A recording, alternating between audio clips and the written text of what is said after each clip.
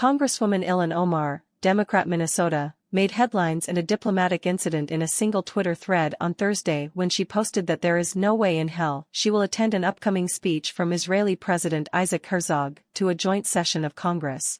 The Congresswoman, who has been censured and even removed from the Foreign Affairs Committee due to a history of anti-Semitic remarks, social media posts, and an overall hostility to one of America's most staunch Middle Eastern allies, claimed that the presence of Herzog at Congress sends an absolute wrong signal during a tense time between Israel and the Palestinian Liberation Organization.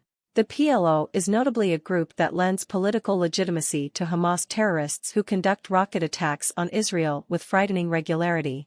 There is no way in hell I am attending the joint session address from a president whose country has banned me and denied Rashida Tlaib the ability to see her grandma, Omar said in a Twitter thread. In full context she wrote, "We should not be inviting the president of Israel, a government who under its current prime minister barred the first two Muslim women elected to Congress from visiting the country, to give a joint address to Congress."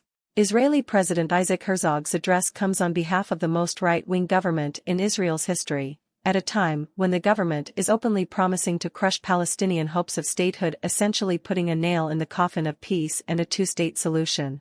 It comes as extreme right-wing Israeli cabinet members directly attack President Biden, saying Israel is no longer a star on the U.S. flag. It also comes as the Israeli government is pushing through what legal experts describe as a judicial coup to centralize power and undermine checks on their power, prompting months of mass demonstrations against the government throughout Israel.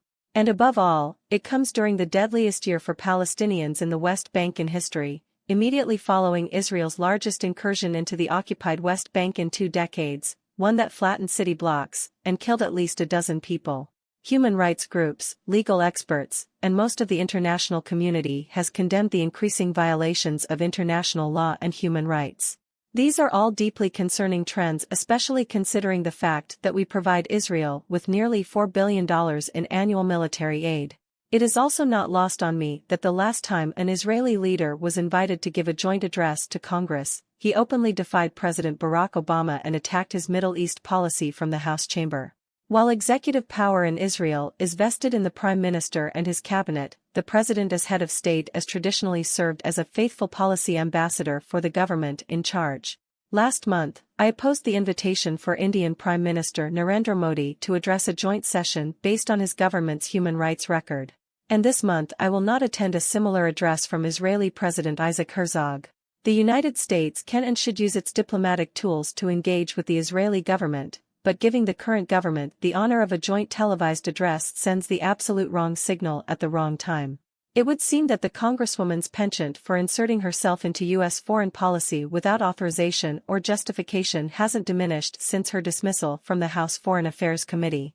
It was there in 2022 that she caused a full-blown diplomatic incident with an ill-conceived visit to the disputed region of Kashmir, where she openly insulted our allies in India, drawing condemnation from New Delhi, according to the New York Post.